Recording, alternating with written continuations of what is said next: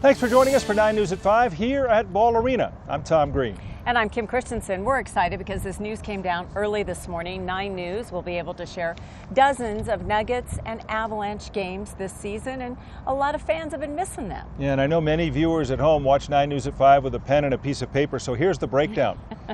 9 News is actually going to broadcast 40 games, 20 for the Nugs, 20 for the Avs on KTVD and on 9 News. All this starts in a matter of weeks.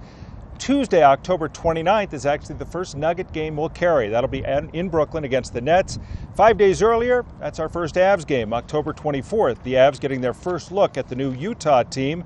And you can watch each game for free over the air on KTVD, and some games will also be broadcast on 9 News as well.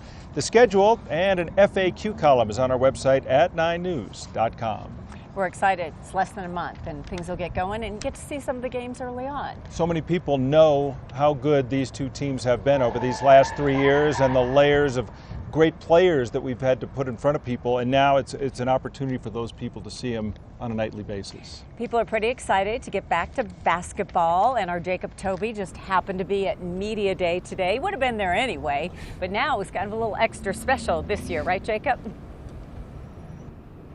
Yeah, you know, Media Day is always exciting. We get to talk to Nikola Jokic, Jamal Murray, and the rest of the Nuggets for the first time since they've been off having a fun summer. But this time it's extra special. Again, you guys just mentioned it, this partnership with 9 News, the Nuggets, and the Avs. We finally get to see games over the air again on TV for everyone to see. And it's a 2 MVP city, like right behind me. Nikola Jokic, 3-time NBA MVP. Nathan McKinnon won it last year in the NHL. And head coach Michael Malone of your Denver Nuggets talked about how exciting this announcement is.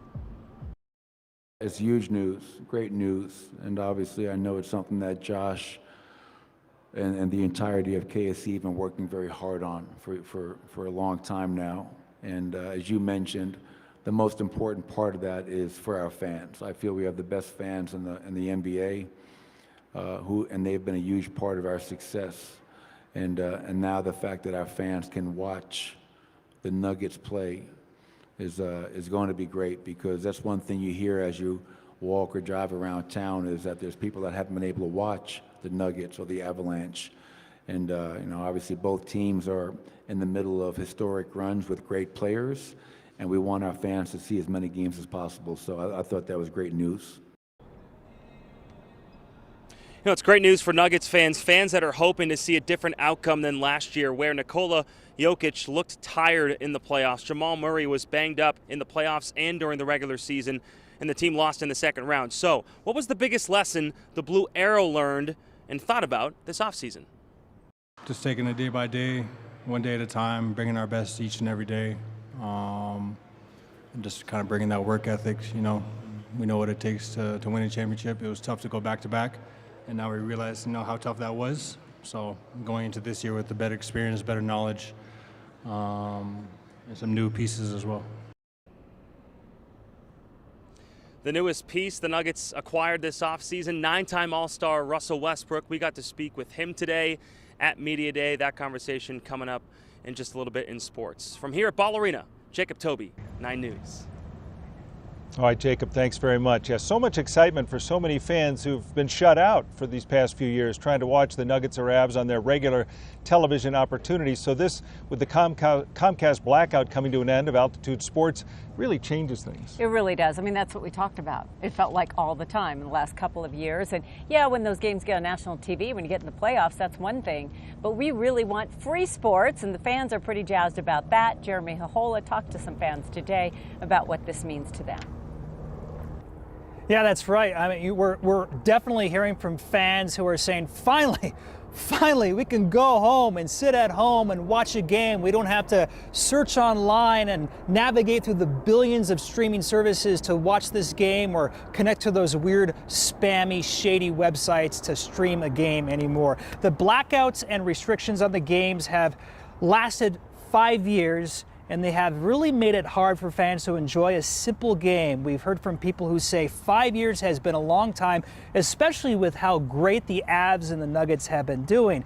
We also heard from parents who say this makes it really easy to watch at home with their kids.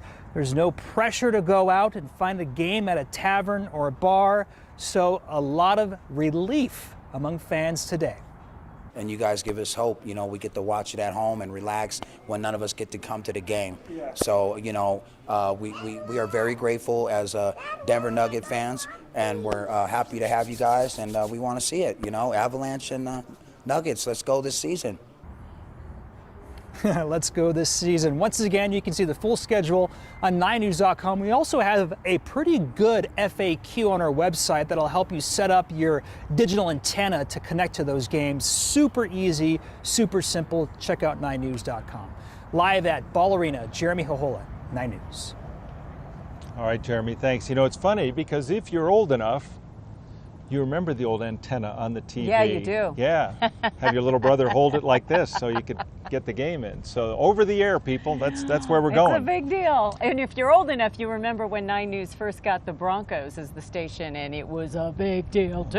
TV and sports, John Elway. They go together pretty well.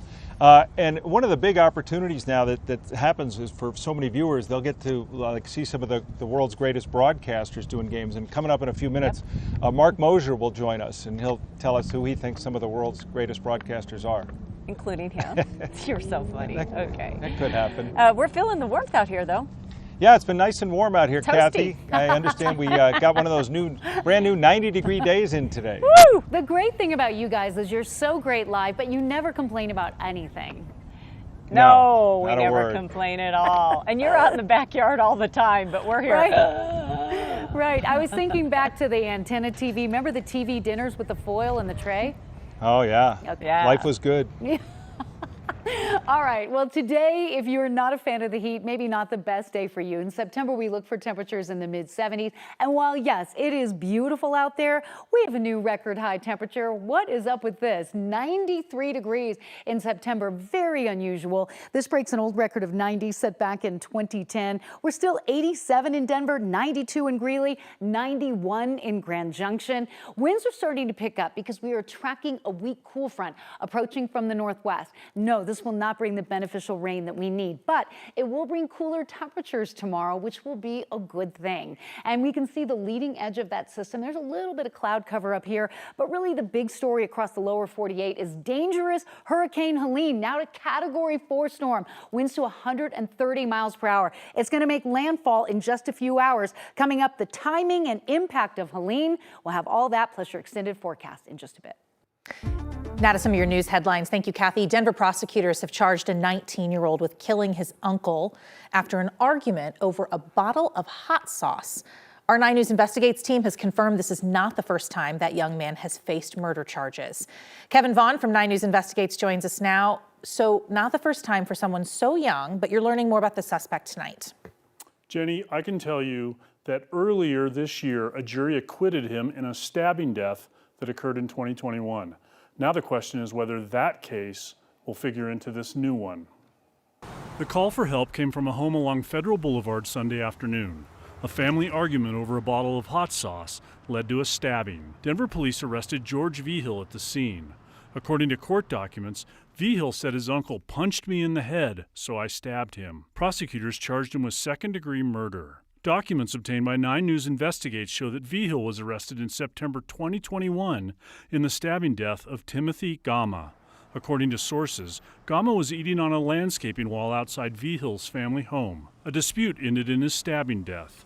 In that case, prosecutors charged Vigil, then 16, with first-degree murder. In March, a jury acquitted him. Do they need to show a motive or intent? Do they need to show it's the same guy? Ryan Brackley is a defense attorney and former prosecutor. The answers to those questions will determine whether prosecutors try to tell a jury about the 2021 case. You can't use prior bad act evidence just to say someone's a bad person. There has to be some relevant logical purpose for it to be used in the current case. A request to use that prior case could lead to 2 distinct decisions. Judge decides admissibility.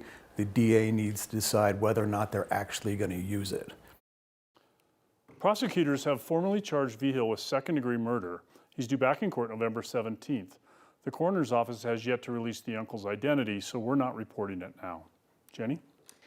Are we learning, I mean, the first case, while that these are happening so close together, are we learning anything more about that first case? So those records are sealed at this time, so there's very little we know. We are going to petition the court to have it unsealed. Okay, because like it could be relevant, like you said. Okay, Kevin Vaughn, thank you for your reporting. Lynyrd Skynyrd's canceling a handful of shows, including 2 in Colorado this weekend. Lead singer Johnny Van Zant's helping his daughter recover from an emergency surgery. The band was supposed to play in Loveland tomorrow and then Colorado Springs on Saturday. So if you have tickets to one of these shows, good news, refunds are available.